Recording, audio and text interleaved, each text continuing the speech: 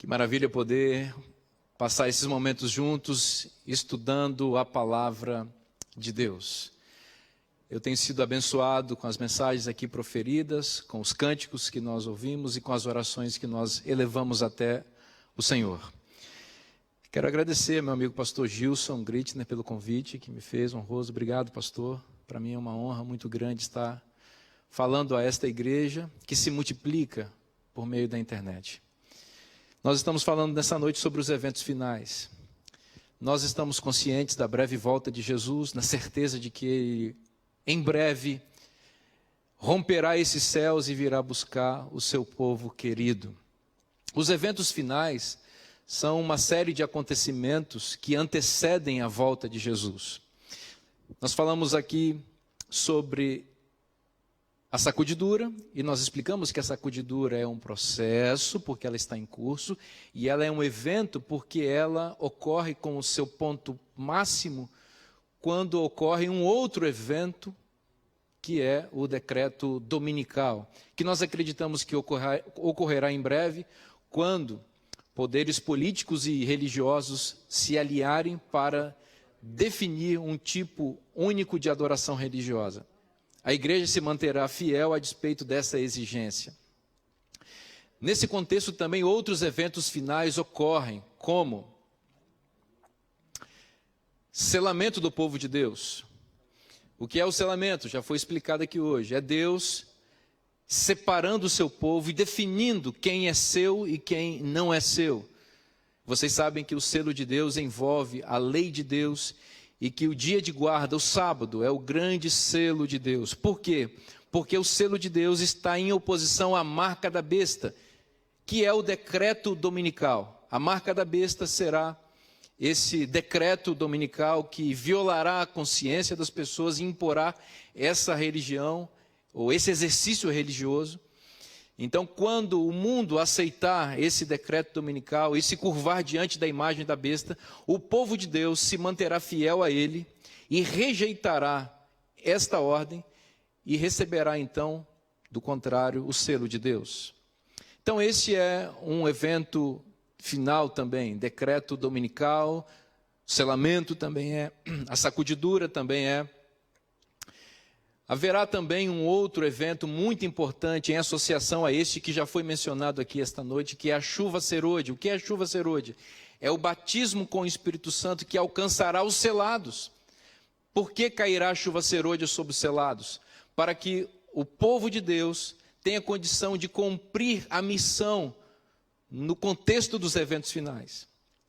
Então, entre o decreto dominical e o fechamento da porta da graça, haverá uma janela de oportunidades para o mundo.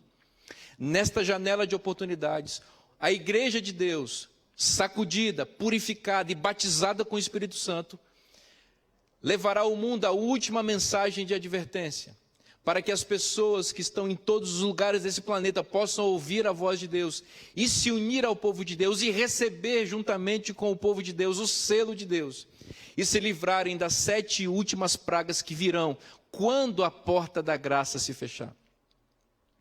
Então, vá acompanhando aí os eventos finais: sacudidura, selamento, chuva serôdia, decreto dominical, alto clamor, que é a pregação da igreja para dar advertência ao mundo, da última mensagem de advertência ao mundo, fechamento da porta da graça.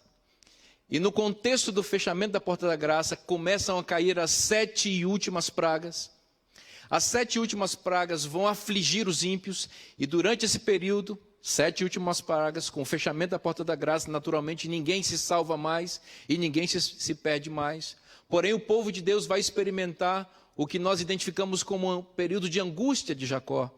Nesse período, o povo de Deus vai ser perseguido. E em algum momento das 7 últimas pragas, haverá uma intensificação da perseguição e será expedido um decreto de morte contra o povo de Deus, sob a justificativa de que as pragas que estão caindo sobre a terra são causadas por conta da fidelidade do povo de Deus à sua fé. Então o inimigo vai incitar as autoridades governamentais desse planeta, em associação com as autoridades religiosas, para que levem o povo de Deus à morte. é importante saber que nesse contexto ninguém mais vai perder a vida, porque a morte do povo de Deus é semente para a pregação do Evangelho. Como ninguém mais se salva, ninguém mais morre, porque Deus, quando os ímpios acharem que terão oportunidade definitiva para tirar a vida do fiel povo de Deus, Deus intervirá. E Miguel se levantará, como diz Daniel capítulo 12, e guerreará pelo seu povo, protegerá seu povo. E nós veremos a 7ª e última praga cair sobre esse planeta. Um grande terremoto que destruirá esse mundo. E nós veremos os céus abertos e Jesus voltando em glória para buscar seus filhos. Esse é basicamente um panorama geral dos eventos finais. Nesta última mensagem da noite eu quero me concentrar numa mensagem muito importante, num evento muito importante que vai desencadear a decisão de milhares de pessoas ao lado da verdade. E esta mensagem é o alto clamor. Convido você a abrir a Bíblia em Apocalipse 14. E nós vamos identificar aqui algumas características deste evento final, chamado alto clamor. Apocalipse 14 apresenta para nós alguns elementos fundamentais. O primeiro, quem é que proclamará ou que dará esse alto clamor? O capítulo 14, verso 1, apresenta um grupo aqui simbólico, identificado como 144 mil. Repita, é um número simbólico que se refere aos justos vivos que foram selados porque não se dobraram diante da imagem da besta, não receberam a marca da besta, portanto receberam o selo de Deus. Não assimilaram o decreto dominical, não aceitaram essa regra espúria e se mantiveram fiéis aos mandamentos de Deus. Recebem, portanto, o selo de Deus. Este grupo é que vai ser comissionado para dar a última mensagem de advertência na terra, nesta janela de oportunidades que se abrirá no mundo, entre o decreto dominical e o fechamento da porta da graça. Então, quem é que proclama? 144 mil. É esse grupo que é comissionado para dar o alto clamor. Quando é dada essa mensagem? Repito, essa mensagem é dada, o alto clamor é proferido entre o decreto dominical, essa lei mentirosa e espúria, supostamente para proteger a humanidade das crises. Uma lei será estabelecida para tentar, entre aspas, converter a humanidade a Deus, levando a humanidade à fidelidade a uma suposta lei de Deus que já foi ensinada aqui hoje, que é uma lei humana, que não está na palavra de Deus, porque o dia de guarda estabelecido na Bíblia é o sábado e não há nenhum texto que o modifique, porque Deus é eterno e é imutável, a sua palavra também o é, e o sábado permanece como selo de Deus, e a contrafação do inimigo, que é a guarda do domingo, vai se tornar uma lei, um decreto que vai impor essa exigência às pessoas, supostamente para levar a humanidade para mais perto de Deus e assim ajudar a humanidade a se manter mais fiel a Deus e livrá-la das crises que se acometem no mundo como resultado dessa suposta infidelidade. Então, quando é dada essa mensagem, entre o decreto dominical e o fechamento da porta da graça. Quem dá essa mensagem? Os selados e batizados com o Espírito Santo, que levarão o mundo a uma decisão entre ficar ao lado de Deus ou ficar ao lado da besta, das bestas e do dragão. Uma outra questão importante aqui em Apocalipse 14 é qual é o conteúdo do alto clamor. E o conteúdo aparece basicamente a partir dos versículos 6 até o versículo 11. Aqui nós encontramos o que nós chamamos de 3 mensagens angélicas. A primeira mensagem angélica aparece nos versículos 6 e 7, e ela é uma mensagem propositiva, apresenta os parâmetros e os padrões e o paradigma sobre o qual Deus estabelece seu reino, conclama a humanidade a temer a Deus, a obedecê-lo, a adorá-lo, a glorificá-lo, a participar de seu juízo e a temê-lo como o Deus justo que é. Essa é a primeira mensagem angélica, propositiva. As 2 mensagens angélicas sequentes, a segunda e a terceira, são mensagens reativas e de tom negativo, porque exortam a humanidade para não seguirem a contrafação diabólica. A segunda mensagem angélica, por exemplo, adverte a humanidade a sair de Babilônia. Em associação com Apocalipse 18, versículo 4, a segunda mensagem angélica diz que Babilônia vai cair. É como um prédio que vai implodir, e se você estiver debaixo desse prédio, ele vai esmagar você, então saia de Babilônia. É a segunda mensagem angélica. A terceira mensagem angélica, por sua vez, chama o povo à responsabilidade e identifica com clareza quais são as consequências de rejeitar a mensagem de Deus e se associar à mensagem que as bestas e o dragão estão oferecendo à humanidade. A terceira mensagem angélica mostra as consequências claras. E diz que quem adorar a besta e receber a sua marca, vai receber os flagelos de Deus, descritos em Apocalipse capítulo 15, 16, e estará sob o peso da eterna condenação, isto é, receberá o fogo eterno. A ira de Deus estará sobre essas pessoas. Então, qual é o conteúdo do alto clamor? Basicamente as três mensagens angélicas. É esta mensagem que a igreja deve pregar para a humanidade. Nesses minutos que nós temos aqui pela frente, eu quero me ater à primeira mensagem angélica, porque ela é propositiva, porque ela estabelece quais são os parâmetros do reino de Deus e identifica claramente quais são os valores que norteiam a vida daqueles que serão selados e chama a humanidade a esse selamento. Acompanhe comigo no capítulo 14 de Apocalipse, os versículos 6 e 7. Diz o texto: vi outro anjo voando pelo meio do céu, tendo um evangelho eterno para pregar aos que se assentam sobre a terra, e a cada nação, e tribo, e língua, e povo, dizendo em grande voz, dois pontos. Para um pouquinho aqui. A expressão grande voz é dela que decorre a expressão alto clamor. Então, é por isso que se prega em grande voz, por isso que é alto clamor, porque este anjo simbólico que representa o povo de Deus vai proclamar essa mensagem em profusão, com grande autoridade, com grande e extensa influência pelo mundo inteiro, por isso grande voz. E fará isso porque estará batizado plenamente com o Espírito Santo por meio da chuva serôdia. Então, esta mensagem aqui é identificada como evangelho eterno. Eu quero chamar a sua atenção para o significado dessa expressão. O evangelho é a mensagem que Deus tem a pregar para a humanidade. E o substantivo evangelho aqui é modificado pelo adjetivo eterno, no sentido de que esse evangelho é imutável, ele é desde Gênesis a Apocalipse, desde o Éden até a volta de Cristo. Este evangelho não mudou. É importante observar que o evangelho é modificado pelo adjetivo eterno, porque isso pressupõe a existência de outros evangelhos, e o apóstolo Paulo mesmo advertiu em sua epístola aos Gálatas que havia outros pregadores pregando outros evangelhos diferentes daquele que ele pregava, e ele disse que esses deveriam ser considerados anátema. O evangelho de Deus é o evangelho eterno, repito, imutável, e não outro deve ser pregado. É importante que a igreja de Deus hoje, no contexto que antecede aos eventos finais e à volta de Jesus, esteja bem consciente de que mensagem ela tem que pregar. Essa mensagem precisa estar sendo entronizada em nossa mente, em nosso coração, e sendo proferida de nossos púlpitos hoje, porque é esta mensagem que nós vamos pregar no contexto do alto clamor. Quando o decreto dominical sair, nessa janela de oportunidades que se abrir para a humanidade se converter, antes que seja tarde demais, Deus esperará que em alto clamor o evangelho eterno seja pregado e não outra mensagem. Nós precisamos conhecer essa mensagem porque é ela que nós vamos pregar. Então, observem que o versículo 7 de Apocalipse 14, apresenta em forma de esboço, quase que em tópicos, qual é o conteúdo do evangelho eterno. E eu vou passar com vocês rapidamente por eles. O primeiro tópico do evangelho eterno é temei a Deus. O que significa essa expressão?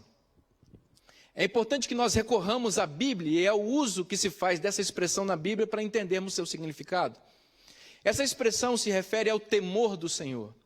Em todas as ocorrências dessa expressão na Bíblia, o temor do Senhor está associado diretamente com a guarda dos mandamentos.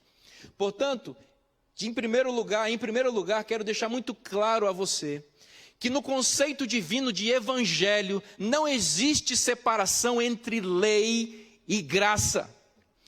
O Evangelho de Deus tem no seu centro a sua lei, porque a sua lei é a expressão do seu caráter. E diz a Bíblia que Deus é amor.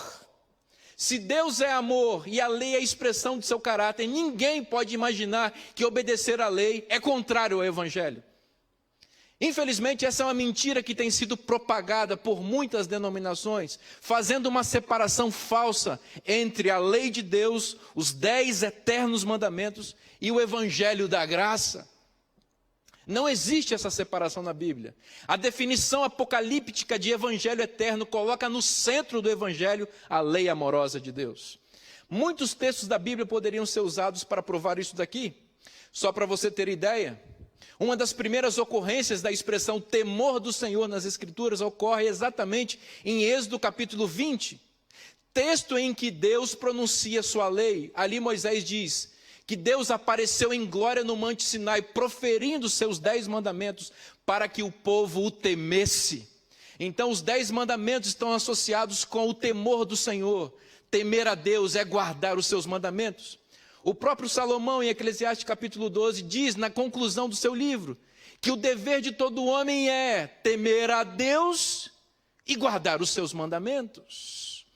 Portanto, não existe dissociação, separação entre a lei eterna de Deus e o Evangelho, porque o Evangelho eterno se expressa no Decálogo.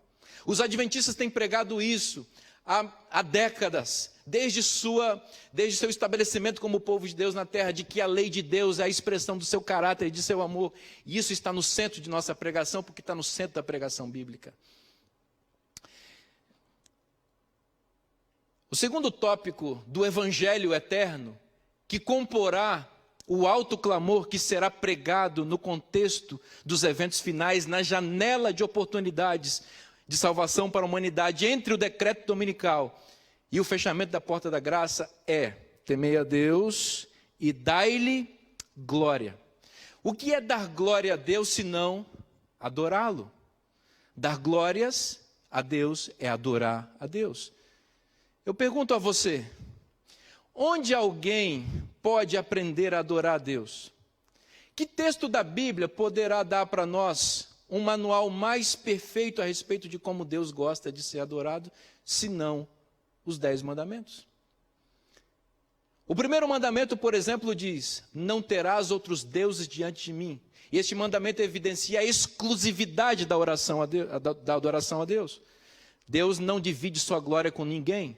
Ele requer e exige que a adoração seja unicamente para Ele. O segundo mandamento diz: não farás para ti imagens de escultura.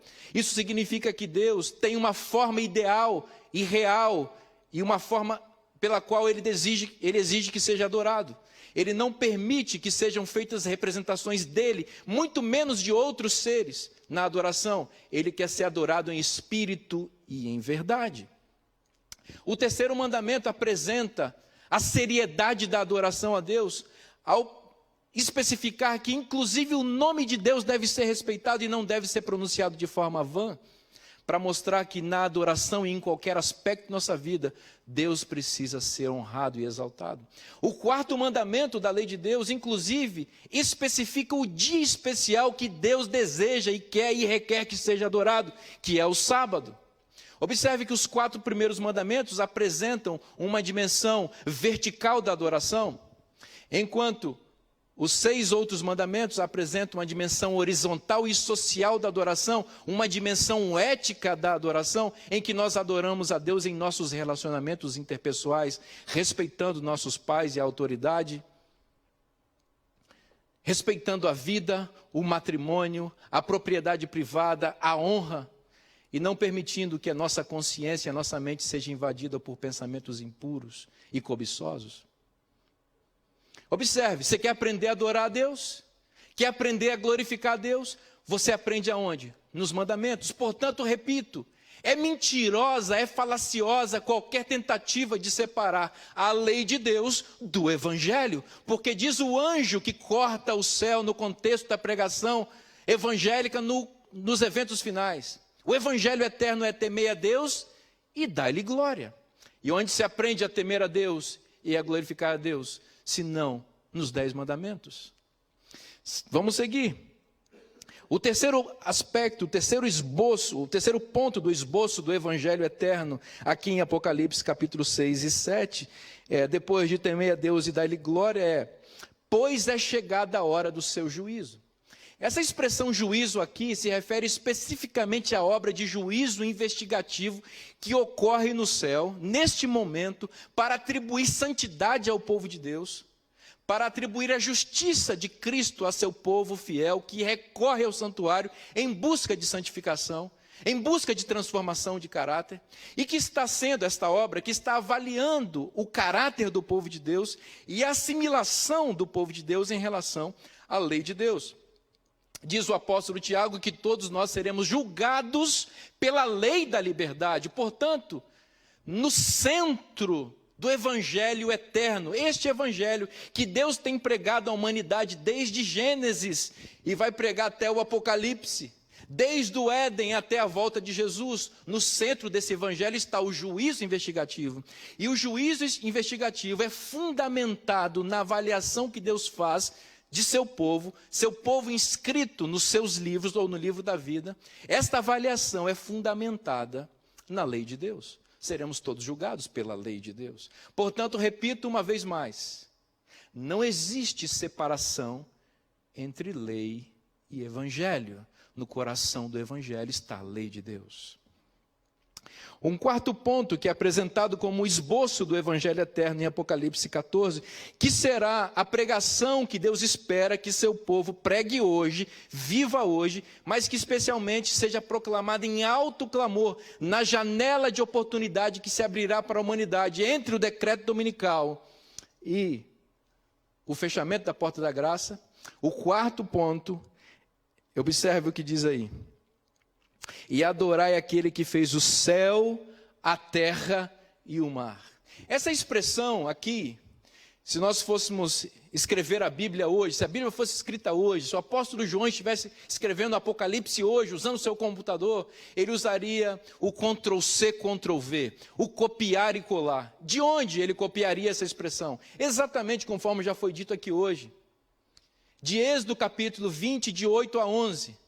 Naquele texto que apresenta o mandamento do sábado, que apresenta a obrigatoriedade e o dever de todo homem de guardar os 10 mandamentos, inclusive o sábado, e a justificativa pelo qual todos nós devemos guardar o sábado, segundo Êxodo 20, de 8 a 11, é porque Deus é o Criador, porque em 6 dias fez o Senhor os céus, a terra e o mar, e tudo que neles há. Portanto, aqui em Apocalipse capítulo 14, verso 7, nós temos um eco do mandamento do sábado, uma referência ao mandamento do sábado no coração do evangelho eterno. Então, é dever do povo de Deus hoje proclamar que o sábado é o dia de guarda vigente e eterno, dia de guarda de Deus. Que o sábado é o selo de Deus que distinguirá o povo de Deus dos adoradores da besta e da sua imagem. Que o sábado é o selo de Deus em oposição à marca da besta, que será o decreto dominical. Que o sábado é o dia do repouso que Deus estabeleceu para o homem. Que o sábado foi o dia que Deus deu para o homem depois da criação, para que o homem entrasse na vida descansando na graça de Deus. Uma referência ao sábado no coração do evangelho evidencia que não existe nenhuma separação, nenhuma cisão entre a lei de Deus e o evangelho. E que o sábado, diferentemente da acusação de muitos de que pode soar alguma coisa legalista, o sábado é uma expressão da graça e do amor de Deus. E que fica evidente, uma vez mais digo, que no coração do evangelho está a lei de Deus. E no coração da lei de Deus está o sábado como dia de guarda. E qual é o quinto esboço, ou o quinto ponto que aparece no esboço do Evangelho Eterno de Apocalipse 14, versículo 7? Diz assim: e adorai aquele que fez o céu, e a terra, e o mar, e as fontes das águas. O que é a expressão as fontes das águas? O que ela significa na Bíblia? Essa expressão ocorre, em primeiro lugar, na Bíblia, em Gênesis capítulo 7 e em Gênesis capítulo 8. O que é descrito ou narrado em Gênesis capítulo 7 e capítulo 8? Em Gênesis capítulo 7, nós temos um texto que refere-se às fontes do abismo ou às fontes das águas. Lá no capítulo 7 de Gênesis diz que Deus, para destruir o mundo, abriu as fontes do grande abismo, que jorrou água debaixo da terra. Debaixo do oceano havia água e essa água subiu e inundou o planeta, porque Deus estava insatisfeito com a maldade contínua que habitava o coração humano.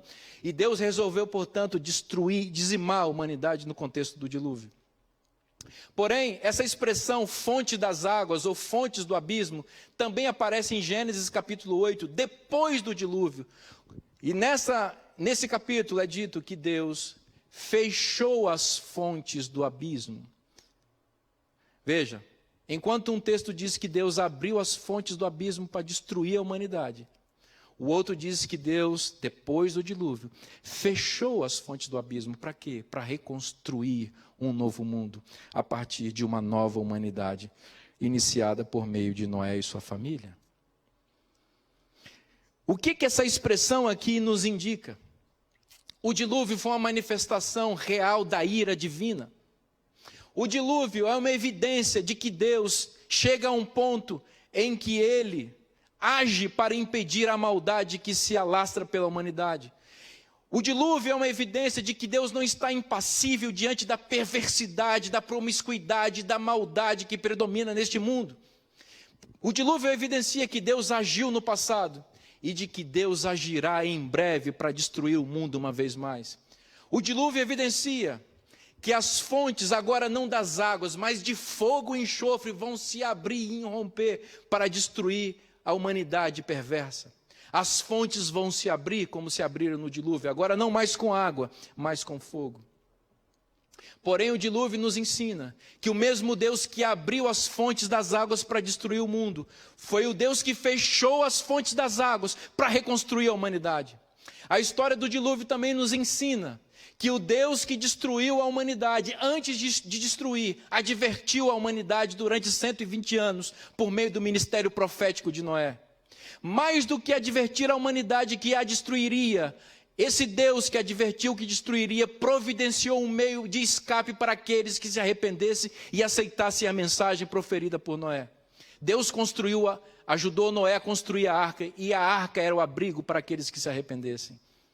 A história do dilúvio, que está referida aqui em Apocalipse 14, versículo 7, no contexto do alto clamor, é uma mensagem evangélica, no sentido de que ela é o evangelho eterno de Deus, porque ela ensina que a ira de Deus, que se manifestará sobre o mundo em breve, é uma expressão da graça de Deus, e que não há separação entre a ira de Deus e o seu amor, porque quando Deus se apresenta com um irado e com ira para exterminar, antes de fazer isso Ele adverte, Ele providencia um meio de escape, e Ele batiza um povo com poder para pregar essas advertências à humanidade.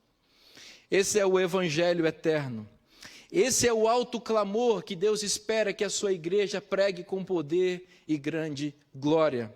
É esta mensagem que deve invadir nosso coração hoje, que deve influenciar toda a nossa vida, que deve estar presente em nossos púlpitos, que deve ser o esboço de nossa pregação, falada e vivida. É isso que Deus espera de nós.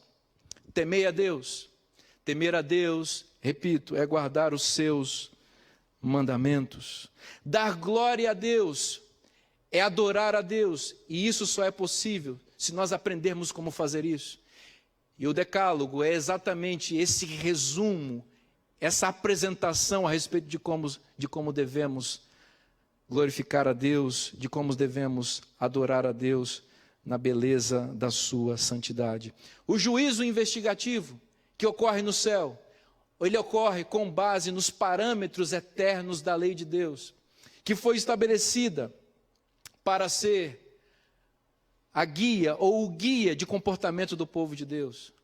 Esse juízo que ocorre no céu, ele avalia o povo de Deus, como eu disse, atribui santidade ao seu povo, atribui justiça, mas também se estabelece para julgar os atos perversos dos inimigos do povo de Deus.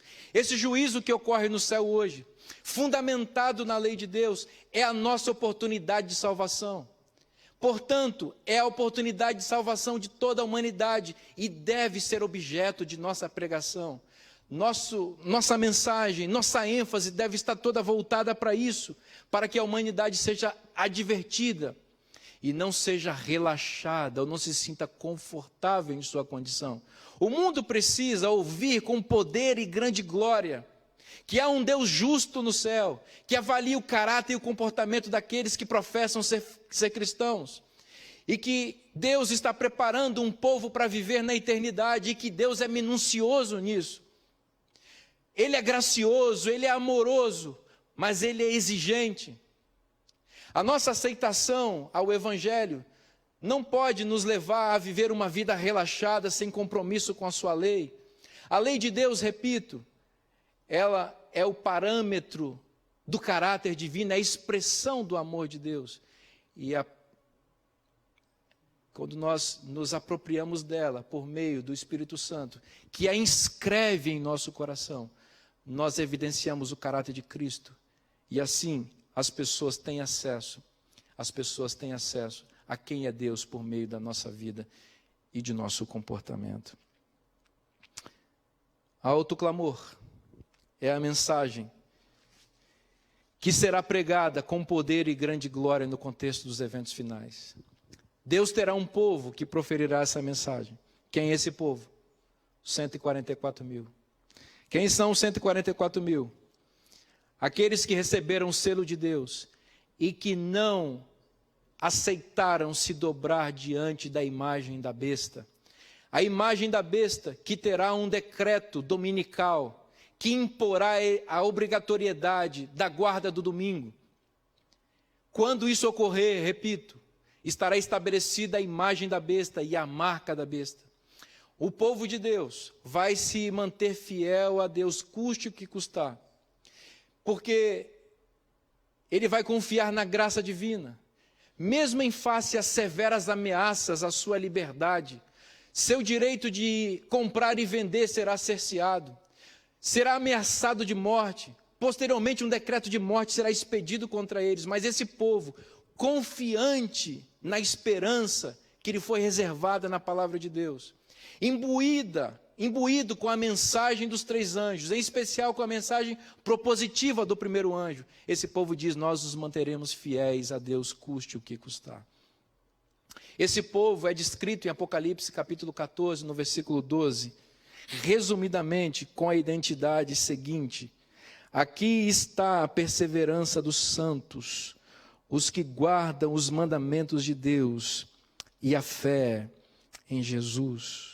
Aqui está a perseverança dos santos, os que guardam os mandamentos de Deus e têm a fé em Jesus. Observem que Deus tem um povo na terra. Esse povo na terra prega o evangelho eterno, desde o Gênesis ao Apocalipse, desde o Éden até a volta de Jesus. Este povo tem uma característica muito singular. São os que guardam os mandamentos de Deus e têm a fé em Jesus. Não só os mandamentos, sem Jesus. Não só Jesus, sem os mandamentos, mas os mandamentos e a fé em Jesus. Porque ter fé em Jesus significa, em termos práticos, guardar os mandamentos da lei de Deus. É mentirosa a alegação de uma pessoa de que é fiel a Jesus, que tem fé em Jesus, quando rejeita os mandamentos eternos de Deus. É mentirosa as tentativas de separação entre lei e evangelho, fé e obras, justificação e santificação. Esta oposição não existe na Bíblia.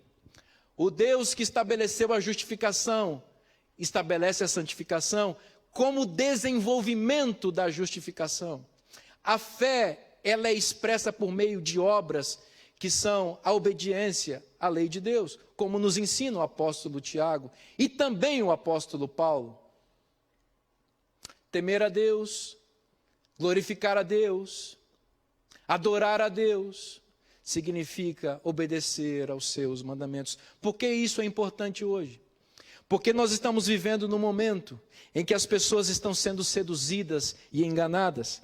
Diz o capítulo 14 de Apocalipse, versículo 6, que o anjo eterno, ele tem um evangelho para pregar. Aliás, que o anjo tem um evangelho eterno para pregar a toda nação, tribo, língua e povo.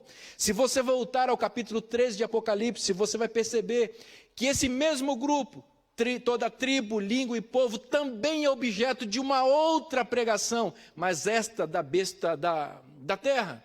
E esta besta da terra não prega, diz o texto, em Apocalipse capítulo 13, que esta besta seduz. Observe a diferença entre pregar e seduzir. Enquanto o anjo articula um pensamento com causa e consequência, apresentando lógica, lucidez, não rejeitando, não minimizando aspectos aparentemente difíceis da fé, ele prega, apresenta, elucida. A besta, para o mesmo grupo, seduz, e seduzir é escamotear, é esconder, é mentir, é não permitir que as pessoas leiam as letras miúdas do contrato. Seduz, ou sedução, é a abordagem da besta. O anjo de Apocalipse 14, por sua vez, tem um evangelho para pregar. E pregar é isso, é explicar, é esclarecer, é evidenciar, é deixar claro o que Deus deseja transmitir. E este evangelho eterno, ele precisa ser pregado hoje, porque ele vai ser a base da pregação da igreja de Deus no contexto dos eventos finais, nessa janela de oportunidades que se abrirá para o mundo entre o decreto dominical e o fechamento da porta da graça. Você entende que tipo de mensagem eu e você temos que viver hoje e que tipo de mensagem nós devemos estar sendo preparados para pregar quando os eventos finais de fato se descerrarem diante de nós? Jesus está voltando. Ele virá em glória, em breve, e ele espera que haja um povo preparado, selado, batizado com o Espírito Santo, consciente de sua missão, com a sua mensagem muito bem fundamentada e preparada, e que esse povo esteja preparado para dar razão de sua fé, e que esse povo, mesmo diante de tribunais, mesmo diante da perseguição, mesmo diante de todo tipo de sofrimento que virá por causa da fidelidade, que esse povo se mantenha fiel a esta mensagem. Não só a sua pregação, mas a vivência dela. É este o evangelho eterno, não outro. Nós temos que cuidar com tentativas de suavização do evangelho, de adulteração do evangelho, de modificação do evangelho, porque conforme diz o apóstolo Paulo, seja considerado anátema quem pregar outro evangelho. O evangelho eterno é este, que exalta o caráter de Deus e a sua lei, que conclama a humanidade à obediência, que estabelece que há um juízo no céu, com o qual Deus mede e afere o nível de absorção da lei de Deus, de sua lei, porque a sua lei é a expressão do seu caráter, e é ela que será o fundamento de seu governo pela eternidade. E nós que estamos aqui vivendo hoje no mundo, se quisermos ser cidadãos dos céus, precisamos permitir que esta lei eterna seja escrita em nosso coração, porque a nova aliança se fundamenta exatamente no fato de que Cristo derrama sobre nós o Espírito Santo, que escreve com letras garrafais o caráter de Deus em forma de lei em nosso coração. Esse será o padrão constitucional do céu, a lei eterna de Deus. E é por isso que o povo de Deus hoje é comissionado a advertir o mundo de que deve a humanidade temer a Deus e dar-lhe glória, que significa obedecer os seus mandamentos. Não confunda essa mensagem com legalismo. Legalismo é salvação pela lei. Nós estamos ensinando salvação pela fé na graça, salvação pela graça, mediante a fé. Agora, não separe a fé da lei de Deus, não separe a graça da lei, não separe o evangelho do decálogo, não separe justificação e santificação, não separe fé e obras. Essas coisas são faces de uma mesma moeda e expressam o caráter de Deus. E é esse caráter que deve ser pronunciado sobre, que deve ser pregado para toda a humanidade. Deus espera isso hoje de nós. Espera que isso seja o conteúdo da mensagem que deverá ser proclamada em alto clamor quando Jesus voltar em glória. Em breve, Jesus voltará. E hoje Ele está separando um povo para dar ao mundo a última mensagem de advertência. A humanidade está sendo preparada para receber essa mensagem. Ao mesmo tempo, Deus está preparando a igreja para proferir essa mensagem. Essa mensagem será proferida pelos 144 mil, que receberão o selo de Deus em oposição à marca da besta. Serão batizados com a chuva serôdia e, portanto, terão poder para proclamar com autoridade essa mensagem. Essa mensagem vai estar em direta oposição aos padrões mundiais da época. Enquanto nós estaremos dizendo que a lei de Deus tem que ser obedecida, as bestas e o dragão estarão ensinando que a lei de Deus terá que ser pisada. Portanto, a nossa mensagem vai estar em direta oposição aos líderes governamentais e religiosos da humanidade no contexto dos eventos finais. Enquanto a Babilônia mística estiver imperando e dominando a humanidade, nós seremos conclamados a dizer que Babilônia cairá. Observe como nossa mensagem parecerá estranha. Nossa mensagem também levará a humanidade a temer, exortará os povos a temer, receber a marca da besta, porque isso terá como consequência os juízos de Deus que cairão em forma de pragas e o consequente castigo eterno que virá sobre a humanidade que não se submeteu às leis de Deus. Observe que é esta mensagem que Deus precisa que seja pregada. E para que esta mensagem seja pregada, Deus está selecionando um povo. Um povo que ficará de pé quando o mundo inteiro se ajoelhar diante da imagem da besta. Um povo que estará imbuído de tal forma da graça de Deus, que não permitirá que os ditames mundiais e humanos violentem ou violem sua consciência. Se manterão fiéis a Deus, custe o que custar. É esse povo que Deus está esperando. É esse povo que Deus está preparando. Eu digo a vocês, mais uma vez, que esse povo é identificado no versículo 14 como santos, perseverantes, que se mantêm fiéis, custe o que custar, porque guardam os mandamentos de Deus e têm a fé em Jesus. Eu já decidi de que lado eu vou estar. Quando as bestas e o dragão erigirem uma imagem que imporá a obrigatoriedade do desrespeito à lei de Deus, eu e minha casa serviremos ao Senhor. Quando esse decreto iníquo for estabelecido, eu já decidi que eu e a minha família ficaremos em pé quando o mundo se ajoelhar. A pergunta nessa noite é: de que lado você estará quando essas coisas acontecerem? Que mensagem você estará ouvindo? Que mensagem você dará ouvidos? A pregação do anjo que prega o evangelho eterno e imutável de Deus, ou a sedução falaciosa e mentirosa da besta? A sua posição naquele dia vai depender da posição que você assume hoje. Um dia Jesus vai voltar. E não pense que vai estar no céu todas as pessoas.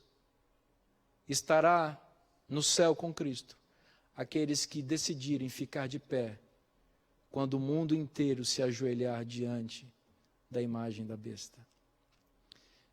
Não será fácil, eu preciso advertir você. Haverá perseguição, haverá sofrimento, haverá ameaça, haverá perdas, mas a esperança é mais forte do que tudo, inclusive a morte. Jesus prometeu, e Ele cumpre. Ele vai vir buscar seu povo. Esses que estão aqui representados como 144 mil, e também a grande multidão vestida de branco. De que lado você vai estar? O meu apelo a você nessa noite é que você se decida hoje ao lado de Cristo. Que você assuma um compromisso com esta mensagem eterna, com este evangelho. e diga para o mundo inteiro ouvir, aí nas redes sociais onde você está agora, diga aí, eu sou de Jesus. Escreve aí nos comentários dessa live que você está assistindo, eu decido ficar de pé quando o mundo inteiro se ajoelhar diante da imagem da besta. Diga para Cristo, para o universo e para o diabo e seus anjos, de que lado você está. Se você está afastado da igreja, se você precisa ser rebatizado, é hoje o dia da sua salvação. Assuma um compromisso ao lado da verdade e diga, eu estarei ao lado de Jesus.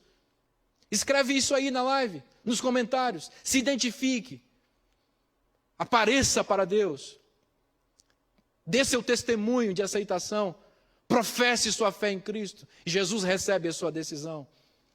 Naquele dia, só haverá dois grupos, os que ficarem de pé e aqueles que se ajoelhem diante da imagem da besta.